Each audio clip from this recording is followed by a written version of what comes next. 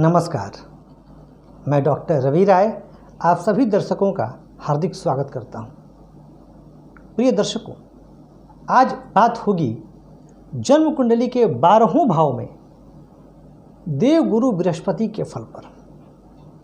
पूर्व में हम सूर्य, चंद्रमा और मंगल के बारे में चर्चा कर चुके हैं और मैंने जैसा कि आपको बताया है कि मैं यह 9 ग्रहों पर यह सीरीज जो है यह चलता रहेगा 9 ग्रहों का।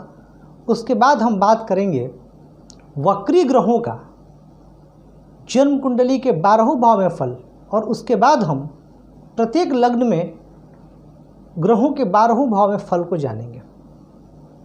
कह दूं आपको, यदि किसी के मन में कोई सवाल है या आप अपनी जन्म कुंडली का विश्लेषण करवाना चाहते हैं, आप निसंकोच होकर के चैनल के किसी वीडियो पर कमेंट करें। हम आपके प्रश्न का भी उत्तर देने का प्रयास अवश्य करेंगे या आपकी जन्म कुंडली का भी विश्लेषण करने का प्रयास अवश्य करेंगे। आइए चर्चा प्रारंभ करते हैं। जब बात देवगुरु बृहस्पति की होती है तो मन में स्वतः ख्याल आने लगते हैं एक गुरु का, एक गुरु जो हमें ज्ञान देते हैं, एक गुरु जो हमें अंधकार से प्रकाश की ओर ले जाते हैं, एक गुरु जो हमारे अंदर की बुराइयों को दूर करते हैं और हमें एक अच्छा इंसान, एक योग्य इंसान बनने में हमारी मदद करते हैं, हमारा मार्गदर्शन करते हैं। गुरु कई बार कठोर होते हैं, पर वह कठोरता ऊपर से होती है, अंदर से वह मुलायम होते हैं और किसी भी परिस्थिति में वो हमारा भला चाहते हैं। और देवगुरु बृहस्पति भी जन्म कुंडली में कहीं भी स्थित हों, वह भला करने का ही कोशिश करते हैं। वह अशुभ प्रभाव नहीं देते हैं, या तो वह उदासीन हो जाएंगे। बहुत ही प्रतिकूल परिस्थितियां बताऊंगा मैं आपको, जब निर्मित हों तो ही वह अशुभ प्रभाव देते हैं। अगर वह मजबूत स्थिति में नहीं हो तो न्यूट्रल हो जाएंगे, अपना फल नहीं देंगे पर अशुभ नहीं करेंगे। आइए बात करते हैं, अगर ऐसे देवगुरु जन्म कुंडली के प्रथम भाव अर्थात लग्न में स्थित हों तो क्या फल देंगे। अब देखिए, ये तो मैंने जो कुंडली बनाई है, जो उदाहरण के लिए ली है आपके सम्मुख, ये हमेश लग्न की कुंडली है। हो सकता है कि आपका कुंडली सिंह लग्न का हो सकता है आपकी कुंडली वृश्चिक लग्न की हो। तो आज जो हम चर्चा कर रहे हैं यह भाव को लेकर के है, लग्न विशेष को लेकर के, राशि विशेष को लेकर के नहीं है। आपका लग्न कुछ भी हो सकता है, लग्न में राशि कुछ भी हो सकती है, लेकिन या फिर जो जिन भाव की हम चर्चा कर रहे हैं उन भाव में कोई भी राशि हो सकती है, लेकिन कुछ ग्रहों के कुछ गुण होते हैं। जब जिस भाव में ग्रह स्थित होंगे तो वो गुण जो है उनमें अवश्य आएंगे, या वो फल वो अवश्य प्रदान करेंगे। हाँ, अब फल में कितना अच्छा होगा या कितना बुरा होगा यह किस राशि में स्थित है इस पर निर्भर करेगा। अब अगर देवगुरु प्रथम भाव में स्थित हों तो जातक के व्यक्तित्व को प्रभावशाली बना देंगे। ऐसा जातक आध्यात्मिक होगा, धर्म कर्म में रुचि रखेगा, सत्यवादी होगा, ईमानदार होगा, परोपकारी होगा, अपने बुजुर्गों का आदर मान सम्मान करने वाला होगा। उसके अंदर मानवता के सभी गुण स्वतः ही विद्यमान होंगे। वह देखने में भी आकर्षक होगा। एक स्वर्ण सी कांति उसके शरीर से ऐसा लगेगा कि प्रतीत हो रही है, यानी कांतिमय और स्वर्ण के समान कांति वाला उसका शरीर हो सकता है। गंभीरता उसके चेहरे से स्पष्ट झलका करेगी। यह प्रभाव होता है जब देवगुरु लग्न में होते हैं अच्छी स्थिति में।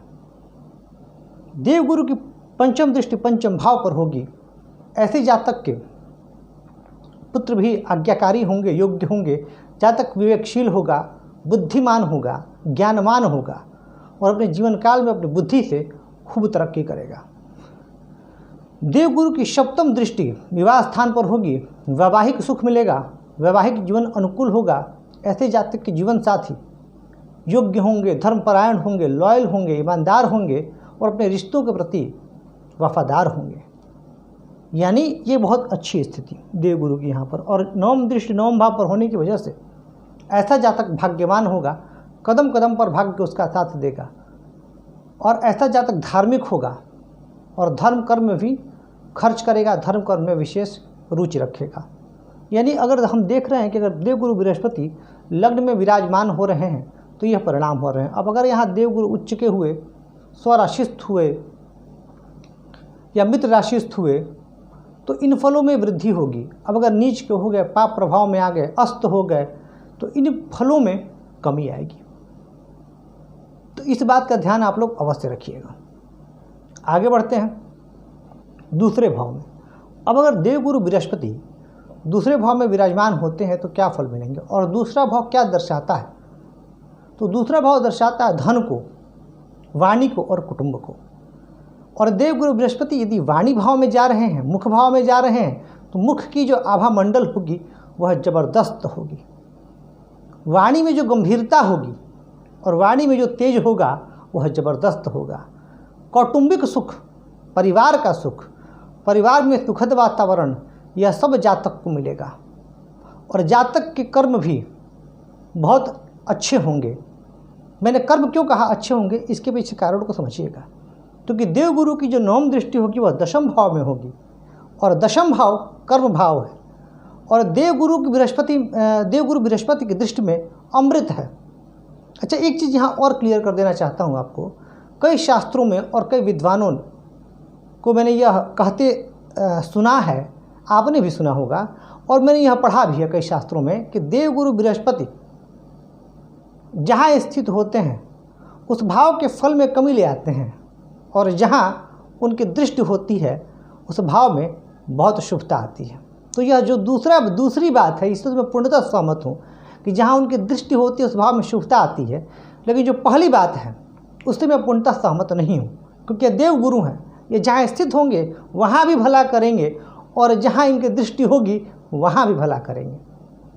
हाँ, अब अगर कहीं यहाँ स्थित हो गए, शत्रु राशि में चले गए, जबकि जैसे यही लग्न है, अब यहाँ शुक्र की राशि में चले गए तो निसंदेह उदासीन होंगे, या फिर शत्रु नक्षत्र में चले गए, नवमांस कुंडली में नीच हो गए, षोडश वर्गों में बलहीन हो गए, पाप प्रभाव में हो, पाप ग्रहों से युक्त हों, पाप ग्रहों से दृष्ट हों, तो फिर उस परिस्थिति में देवगुरु के शुभ परिणाम नहीं मिल पाएंगे। तो फिर हम अगर ये कहें कि जिस भाव में उस भाव का नाश कर रहे हैं या उस भाव का अच्छा फल नहीं दे रहे हैं, तो यह बात तर्कसंगत नहीं होगा।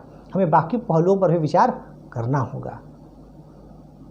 देवगुरु की दृष्टि, पंचम दृष्टि यहाँ से कहाँ होगी?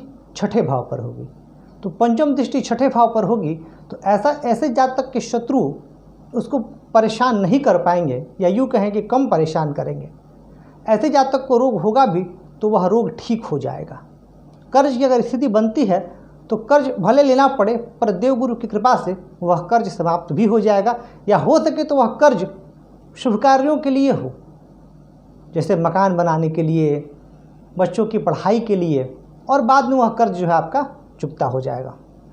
देवगुरु की सप्तम दृष्टि अष्टम भाव पर होगी, और सप्तम दृष्टि अष्टम भाव पर होने की वजह से जातक तंत्र मंत्र, ज्योतिष शास्त्र और गुण विद्याओं में सहज ही रुचि लेगा और इनमें पारंगत भी होगा।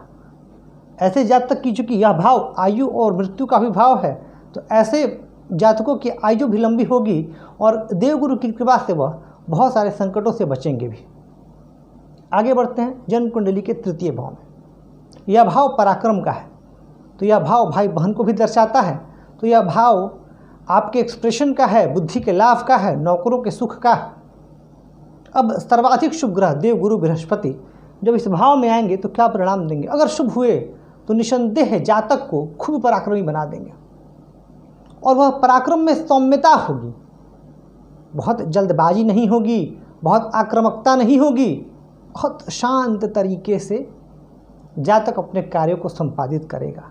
एक उदाहरण दे देता हूँ कैसे, जिस शांत तरीके से राहुल द्रविड़ अपने विरोधियों को जवाब दिया करते थे, सचिन तेंदुलकर जी अपने विरोधियों को जवाब दिया करते थे, या स्वर्गीय श्री अटल बिहारी वाजपेयी जी कितने शांत तरीके से, और सब उनके मुरीद, सब उनके दीवाने, सब उनको चाहने वाले।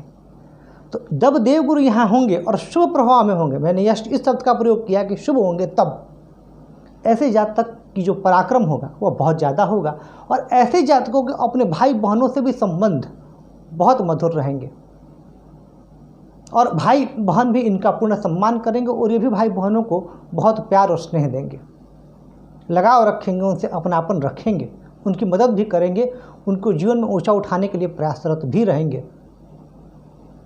सप्तम दृष्टि आएगी भाग्य भाव पर। इस भाव का महत्व इसलिए भी और बढ़ जाता है क्योंकि भाग्य के सामने है।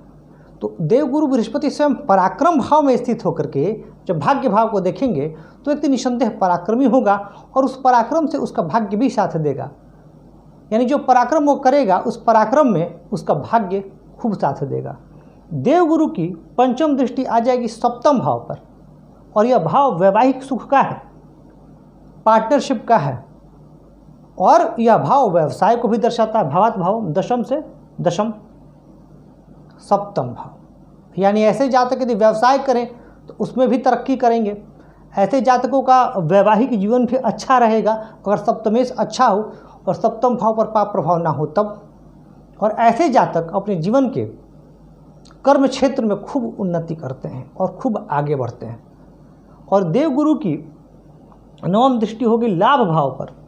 तो जब लाभ भाव पर देवगुरु की दृष्टि होगी तो गुरु से संबंधित कार्यों से व्यक्ति को लाभ होगा।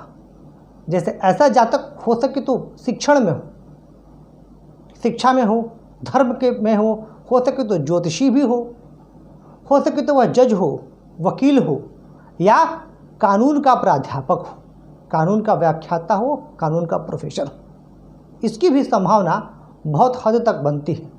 यहाँ पर स्थित देवगुरु को मैंने कई विधि शास्त्रियों की जन्म कुंडली में मैंने या अच्छे वकीलों की जन्म कुंडली में मैंने देवगुरु की यहाँ परिस्थिति देखी है। और भी भाव हैं पर इन भाव क्योंकि यहाँ इनकी दृष्टि लाभ भाव पर चली जाती है और जो व्यक्ति को इन क्षेत्रों से लाभ होगा तो ऑब्वियसली गुरु का जो क्षेत्र है वो यही है, ज्योतिष है, ये स्टडी है, एकेडमिक्स है, लॉ है, स्पिरिचुअलिटी है। तो इन क्षेत्रों में व्यक्ति जाता है और इन क्षेत्रों में वह अच्छा भी करता है। बात करते हैं जन्म कुंडली के चतुर्थ भाव की। चतुर्थ भाव में देवगुरु हो तो क्या परिणाम मिलेगा। और चतुर्थ भाव किसका भाव है? सांसारिक सुखों का भाव है, भूमि भवन वाहन का भाव है, माता के सुख का भाव है और सबसे बड़ी बात यह केंद्र भाव है। और केंद्र स्थान में देवगुरु बृहस्पति बहुत अच्छे परिणाम देते हैं। अब यहाँ पर देवगुरु स्थित होंगे तो जातक के सुखों में अभिवृद्धि करेंगे।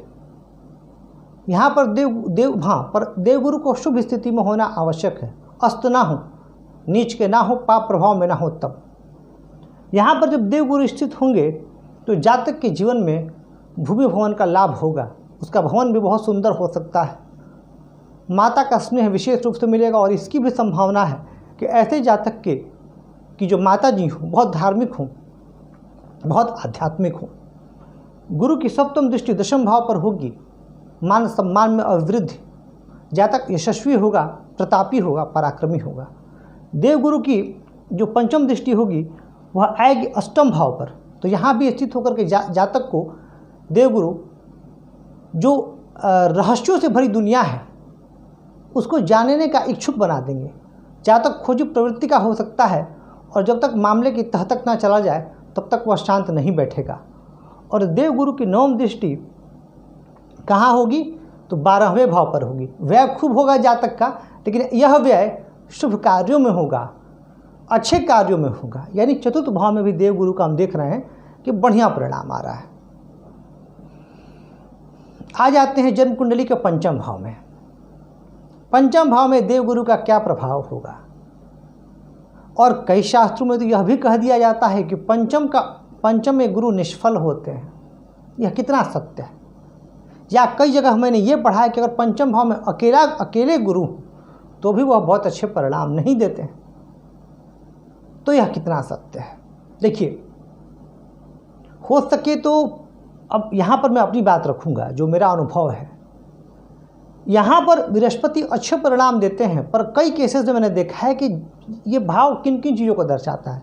ये भाव दर्शाता है संतान सुख को, विद्या को, अचानक मिलने वाले लाभ को, स्टॉक मार्केट से, मनोरंजन को, प्रेम को। इन चीज़ों को यह भाव दर्शाता है। तो कई बार किन्हीं एक या दो चीज़ों में कमी आ जाती है। मतलब आप बहुत हाईली एडुकेटेड हैं और आप अच्छा लाभ भी कमा रहे हैं जीवन में, पर आपको संतान सुख विलंब से मिला या नहीं मिला। तो इस तरह की स्थितियां बनती है, वो भी हर एक केस में नहीं। पंचम भाव में गुरु सबसे पहले जो काम करते हैं वह यह कि इस ऐसे जातक को पंचम के गुरु बहुत ज़्यादा बुद्धिमान बना देते हैं। यानी जातक की जो बुद्धि होती है बहुत तीक्ष्ण होती है और ऐसे जातक अपने बुद्धि के बल पर, अपनी योग्यता के बल पर एक मुकाम हासिल करते हैं, उच्च पद प्रतिष्ठा हासिल करते हैं, सम्मानित होते हैं समाज में और सरकारी सेवा से भी लाभ प्राप्त करते हैं, या सरकारी सेवा में ना भी हों तो अपनी ज्ञान की वजह से प्रसिद्धि प्राप्त करते हैं और मान सम्मान अर्जित करते हैं। यहाँ पे स्थिति इतनी महत्वपूर्ण क्यों हो जाती है? क्योंकि एक त्रिकोण है और देवगुरु त्रिकोण में भी बहुत ज़बरदस्त शुभ फल देते हैं।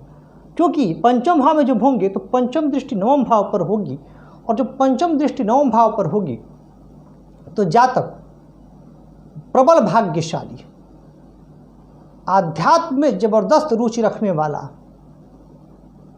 ज्ञान के क्षेत्र में कीर्तिमान स्थापित करने वाला, अपने पिता का बहुत सम्मान करने वाला और दूसरों को दुख में देख करके द्रवित हो उठने वाला, यह स्थिति दे देंगे पंचम के गुरु। पंचम के गुरु की सप्तम दृष्टि लाभ भाव पर होगी, यानी जातक जो भी विद्या अर्जित करेगा या जो भी बुद्धि उसके पास होगी उस बुद्धि का वह सदुपयोग करेगा और उस बुद्धि के सदुपयोग से वह निसंदेह लाभ प्राप्त करेगा। और नवम दृष्टि लग्न पर होने की वजह से ऐसे जातक का जो व्यक्तित्व होता है वह चमकीला होता है, दूर से भी पहचाने जा सकते हैं ये व्यक्ति। अगर भीड़ में हो तो इनकी एक विशिष्ट पहचान होती है, जो इनका व्यक्तित्व का आभामंडल होता है वह जबरदस्त होता है। और ऐसे जातक सत्य, धर्म, ईमानदारी पर विशेष बल देने वाले होते हैं, परंतु शर्त क्या है? यहाँ पर पाप ग्रह न हो। और यही यदि राहु स्थित हो जाए तो फलों में बहुत अंतर आ जाएगा, विद्या में रुकावट आ जाएगी, विद्या का पूर्ण लाभ नहीं मिल पाएगा या जीवन में परेशानियाँ आ जाएंगी। तो मैं वही कहता हूँ कि सभी चीज़ों को देखना है, सिर्फ एक चीज़ को लेकर के हम फलादेश नहीं कर सकते। हाँ, ये जो सामान्य फलादेश हैं, अब कितने भी पाप ग्रह हों, पंचम में बृहस्पति होगा तो जातक बुद्धिमान अवश्य होगा, तीक्ष्ण बुद्धि का होगा। हाँ, अब ये होगा कि पाप ग्रह हो तो बुद्धि का उपयोग गलत चीज़ों में भी हो सकता है, पर बुद्धिमान तो होगा। आगे बढ़ते हैं। जन्म कुंडली का छठा भाव, यह भाव है शत्रु का, रोग का, ऋण का। अब अगर बृहस्पति देवगुरु छठे भाव में होंगे, देवगुरु बृहस्पति, तो जातक को शत्रुहंता बना देते हैं। अर्थात ऐसा जातक का शत्रु, ऐसे जातक के शत्रु नहीं होंगे और होंगे भी तो जातक उन पर विजय प्राप्त करेगा। आमतौर पर जातक का स्वास्थ्य अच्छा होगा और अगर कोई रोग होगा भी तो जातक उन रोगों पर विजय प्राप्त कर लेगा। देवगुरु की जो यहाँ पर जो सबसे अच्छी बात मुझे लगती है देवगुरु की, जो देवगुरु की दृष्टि होती है यह पंचम दृष्टि, यह दशम भाव पर होती है।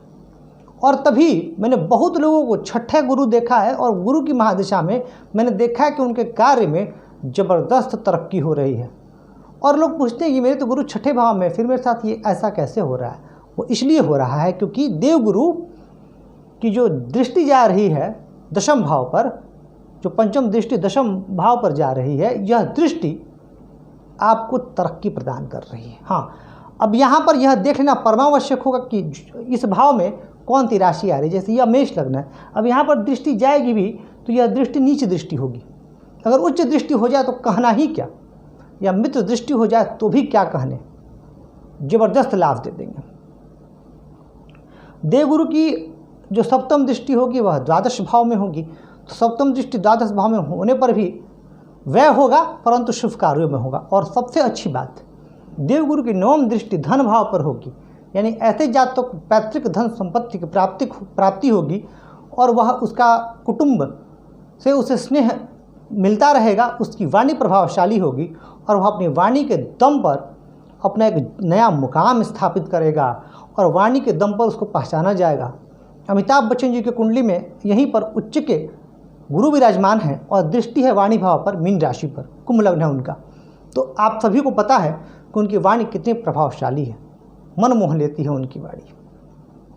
तो यहाँ पर जब देवगुरु बृहस्पति स्थित होंगे तो भी जो है वह कई मायनों में बहुत शुभ परिणाम प्राप्त होंगे। और यहाँ से देवगुरु, हाँ, यहाँ एक चीज़ ध्यान रखना है कि अगर यहाँ देवगुरु कमज़ोर हुए तब डायबिटीज़ की समस्या, लीवर की समस्या ये सब दे सकते हैं। रोग भाव में मैंने देवगुरु को अगर कमज़ोर स्थिति में हुए तो ओबेसिटी और मोटापे की प्रॉब्लम देते हुए भी देखा गया, यानी व्यक्ति को ओबेसिटी की समस्या ये दे सकते हैं अगर छठे भाव में स्थित होंगे तब। अब अगर यही देवगुरु जन्म कुंडली के सप्तम भाव में स्थित हो जाए तब क्या परिणाम होंगे। देवगुरु जब सप्तम भाव में होंगे तो समझिए कि सप्तम भाव किस चीज़ को दर्शाता है। सप्तम भाव दर्शाता है वैवाहिक सुख को, तो सप्तम भाव दर्शाता है पार्टनरशिप को, तो सप्तम भाव दर्शाता है व्यवसाय को। अब देवगुरु जब यहाँ होंगे तो इन सुखों में अभिवृद्धि करेंगे, यानी वैवाहिक सुख देंगे, व्यवसाय और कर्म का सुख देंगे। जब लग्न पर दृष्टि होगी तो व्यक्तित्व भी प्रभावशाली करेंगे। लाभ पर दृष्टि होगी, पंचम दृष्टि, तो लाभ के कई मार्ग जीवन में आएंगे। और नवम दृष्टि पराक्रम भाव पर होगी तो ऐसे जातक को पराक्रमी भी बनाएंगे, भाई बहनों से संबंध मधुर देंगे, लाभ भी होगा। लेकिन यहाँ मैंने जो गौर किया है, अगर देवगुरु यहाँ स्थित है और वक्री हैं तो वैवाहिक सुख में कमी लाते हैं।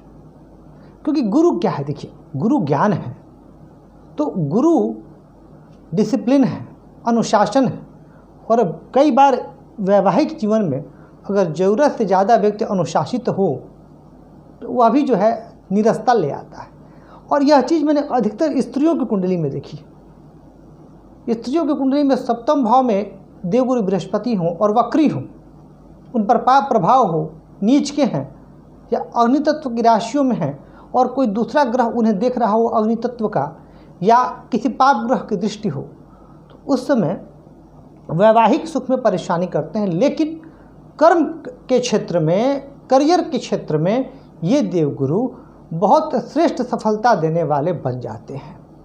और लग्न पर दृष्टि डाल करके व्यक्तित्व को आकर्षक बनाने वाले होते हैं ये देवगुरु, अगर सप्तम भाव में स्थित हो तब। अब अगर देवगुरु बृहस्पति अष्टम भाव में स्थित हो जाए तो अष्टम भाव में अगर देवगुरु स्थित होंगे तो ऐसे जातक का जो मन होता है वह गूढ़ रहस्यों को जानने को होता है। ऐसे जातक आध्यात्मिक भी होते हैं। अगर देवगुरु शुभ स्थिति में हो, यहाँ पर शुभ राशियों में हो, मित्र राशियों में हो, तो ऐसे जातक आध्यात्म के गूढ़ रहस्यों को जानने की कोशिश करते हैं।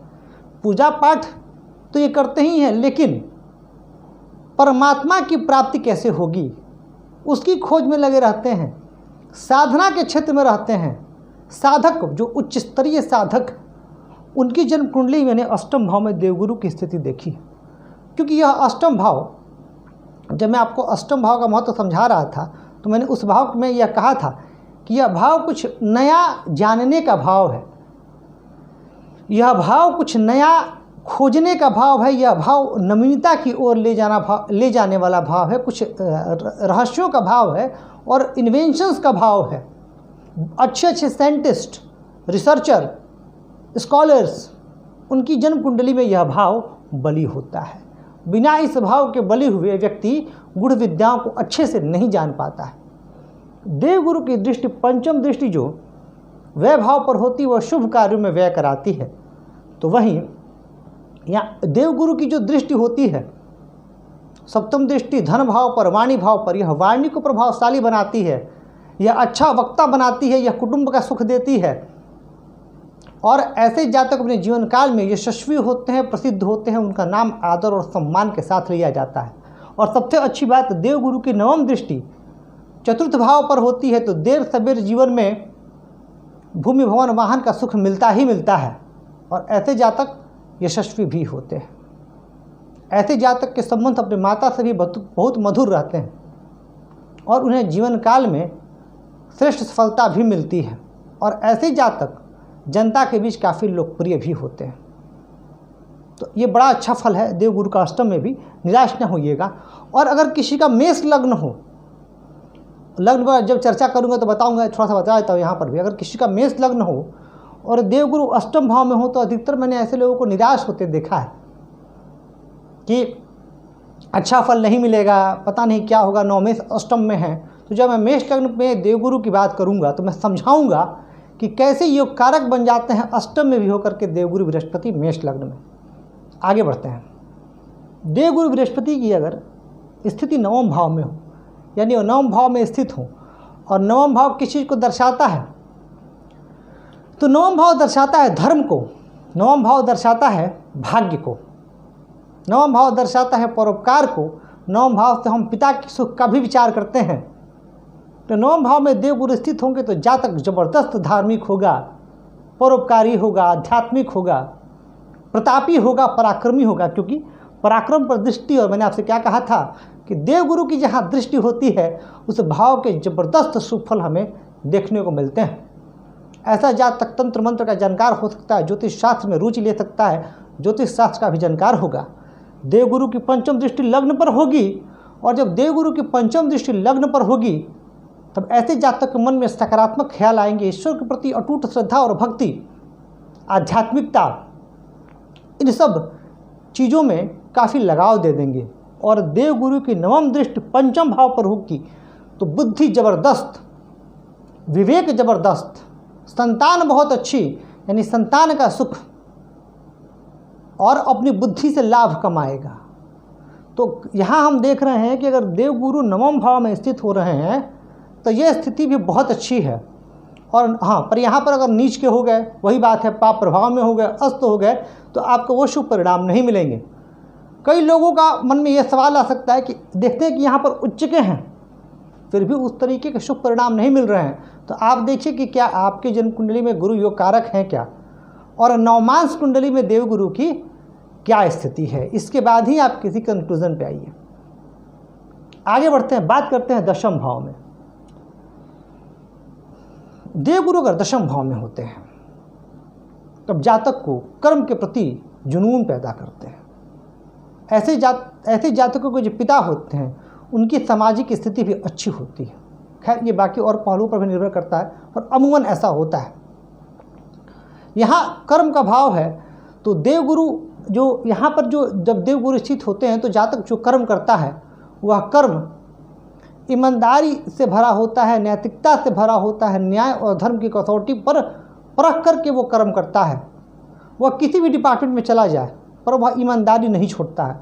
और आजकल का समय ऐसा है कि जो ईमानदार व्यक्ति हैं उन्हें प्रारंभिक जीवन में थोड़ा परेशान होना पड़ता है। हाँ, उत्तरार्ध ऐसे व्यक्तियों का बड़ा सुखी रहता है, और जो बेईमान होते हैं शुरू में उन्हें आनंद तो मिल जाता है, लेकिन जो उनका अंत होता है, जो उनका उत्तरार्ध होता है, वह दुखमय होता है। कहने की आवश्यकता नहीं, आप लोग न्यूज़पेपर पढ़ते हैं और देखते ही होंगे कि जो लोग भी काला धन प्राप्त करते हैं या कर रहे हैं ऊंचे पद पर होकर के, उनके साथ क्या हो रहा है। तो रिजल्ट तो देखिए मिलना है। हाँ, यहाँ पर जब देवगुरु स्थित होंगे तो इनकी पंचम दृष्टि चली जाएगी धन, वाणी और कुटुंब के भाव पर, तो वाणी में मिठास दे देंगे और वाणी में गंभीरता भी दे देंगे, कौटुंबिक सुख भी मिलेगा, और जातक अपने जीवन काल में यशस्वी रहेगा। निसंदेह इसमें कोई शक नहीं है। देवगुरु की सप्तम दृष्टि चतुर्थ भाव पर होगी तो भूमि भवन वाहन का सुख, माता का स्नेह, प्यार, आशीर्वाद सब मिलेगा, और ऐसे जातक को अचल संपत्ति की भी प्राप्ति होती है। जनता में जो इनका मान सम्मान है वह बराबर बना रहता है। देवगुरु की नवम दृष्टि छठे भाव पर होगी, तो जब नवम दृष्टि छठे भाव पर होगी तो यह शत्रुओं का विनाश, शत्रु परास्त होंगे, रोग होगा तो ठीक हो जाएगा। तो यहाँ भी हम देख रहे हैं कि देवगुरु की जो स्थिति है वह बहुत अच्छी है। अब बात कर ले हम एकादश भाव की, लाभ भाव। शास्त्र कहते हैं कि लाभ भाव में तो सभी ग्रह अच्छा फल देते हैं, और ये तो हम बात कर रहे हैं सर्वाधिक शुभ ग्रह देवगुरु बृहस्पति की। तो जब देवगुरु यहाँ होंगे तो लाभ के कई प्रसंग आएंगे जीवन में। व्यक्ति अपने कर्मों से जो भी पढ़ाई वह करेगा, जो भी व्यवसाय वह करेगा, उस व्यवसाय से उसे लाभ मिलेगा। देवगुरु की दृष्टि होगी पंचम भाव पर, सप्तम दृष्टि, तो ऐसे जातक के जो संतान होगा वह भी धार्मिक, यशस्वी, आध्यात्मिक, बुद्धिमान, विद्यावान, गुणवान, कीर्तिमान होगा, और पिता के मान मर्यादा को बढ़ाने वाला होगा और गौरवशाली होगा। उसकी वजह से पिता बहुत सम्मानित महसूस करेंगे खुद को, लेकिन तब जब पंचमेश भी शुभ स्थिति में हो तब। अब अगर देवगुरु की दृष्टि हो और पंचमेश ही निर्बल हो तो उस परिस्थिति में तो फिर बहुत अच्छे फल नहीं मिलेंगे। हाँ, अब अगर यही देवगुरु यहाँ स्थित हो तो पंचम दृष्टि उनकी आ जाएगी पराक्रम भाव पर। तो जो पराक्रम भाव पर पंचम दृष्टि होगी तो वह दृष्टि भी जातक को पराक्रमी बनाएगी, भाई बहनों से संबंध मधुर रखेगी, भाई बहनों का सुख प्रदान करेगी। और देवगुरु की नवम दृष्टि सप्तम भाव पर होने की वजह से वैवाहिक सुख जातक को बहुत अच्छा मिलेगा। जातक की जो जीवन साथी होंगे वह भी धनी मानी सम्मानित और यशस्वी होंगे, हो सके तो उनसे जातक को लाभ भी हो। परंतु यहाँ पर सप्तमेश की स्थिति भी देख लेना अनिवार्य होगा। अब कहीं सप्तमेश बहुत अच्छी स्थिति में नहीं है तब फलों में कमी भी आएगी। आगे बढ़ते हैं, बात करते हैं द्वादश भाव की, 12वें भाव की। अब अगर देवगुरु 12वें भाव में होंगे, यह जो 12वां भाव है यह भाव व्यय का है, तो यह भाव मोक्ष का भी है, यह भाव असयन सुख को भी दर्शाता है, तो आध्यात्म का भी यह भाव है। अब अगर यहाँ देवगुरु जैसे अब इस लग्न में होंगे तो अपनी ही राशि पर हो जाएंगे तब तो बढ़िया फल देंगे और पंचम पर दृष्टि जा करके और अच्छा परिणाम दे देंगे। परंतु सामान्य तौर पर जब देवगुरु द्वादश में होते हैं तो फल क्या मिलते हैं? ऐसा जातक यशस्वी होता है, ऐसे जातक को जीवन में संघर्ष करना पड़ता है। अधिकतर केसेस मैंने देखा है प्रारंभिक जीवन में अर्थोपार्जन में, परंतु एक बार जब वह लक्ष्य का निर्धारण कर लेता है, जब उस पर आगे बढ़ता है तो उसे श्रेष्ठ सफलता मिलती है।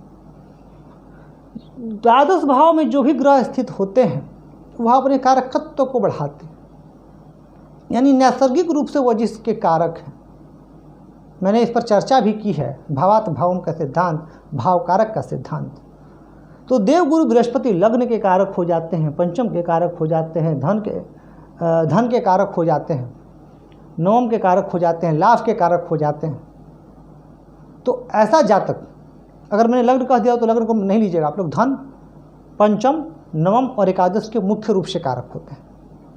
तो अगर जो इन भाव से संबंधित चीज़ें हैं वह देर सवेर जातक को मिलती हैं और ज़बरदस्त मात्रा में मिलती हैं, और जातक खुद भी इन्हीं चीज़ों को जीवन में महत्व देता है, पद को, सम्मान को, आध्यात्म को, धर्म को, ईमानदारी को, न्यायप्रियता को। ऐसे जातकों की जो पैनी दृष्टि होती है ऐसे जातकों की, और न्याय और धर्म की बातों को ये खूब समझते हैं और भली भांति समझते हैं। देवगुरु की जो पंचम दृष्टि होगी वह चतुर्थ भाव पर होगी। ऐसे जातक को माता से विशेष स्नेह, लगाव, प्रेम रहता है, और ऐसे जातकों को अचल संपत्ति की प्राप्ति होती है, जनता के बीच लोकप्रिय होते हैं।